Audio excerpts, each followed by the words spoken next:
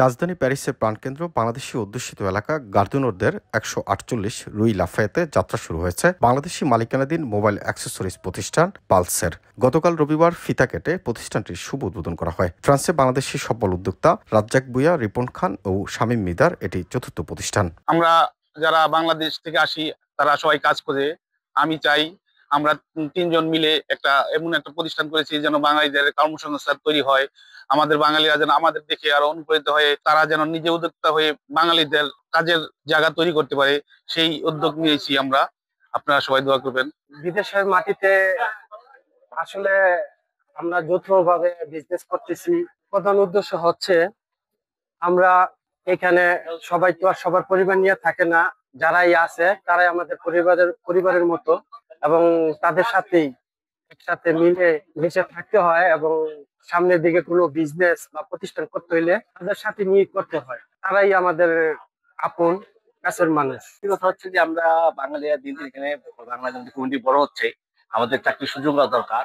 আমরা যদি সবাই ব্যবসার দিকে আগে আসি তাহলে কি হবে, কি যারা নতুন বাংলাদেশে আসবে তারা তাদের কর্মসংস্থান সৃষ্টি হবে। কর্মসংস্থান সৃষ্টি হওয়া মানে হচ্ছে আমাদের দেশ এগিয়ে যাওয়া, এবং দেশ এগিয়ে গেলে আমাদের বাঙালি জাতি আমরা সবাই সব জায়গায় এগিয়ে যাবো।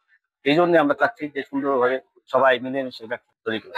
সবাইকে সেটাই বলবো, সবাই রাজনীতির শখে একটা কমিটি নিয়ে সুন্দরভাবে ব্যবসা করতে সবাই একসাথে চলবে। And I work together with my friend here, open new store in Paris, also mobile accessories for tunic.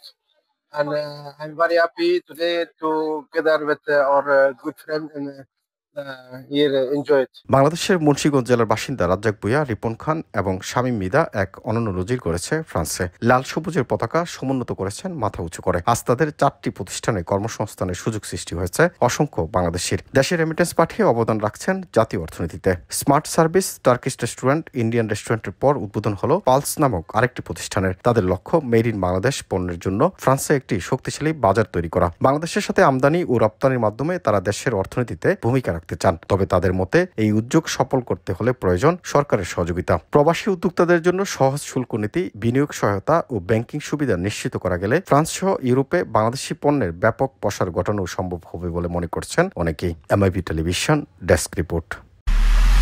MIB সংবাদ ও সংবাদ সংশ্লিষ্ট অনুষ্ঠান দেখতে ভিজিট করুন www.mibtelevision.tv ও facebook.com/mibtelevision.tv এবং সাবস্ক্রাইব করুন youtube.com/mibtelevision এ।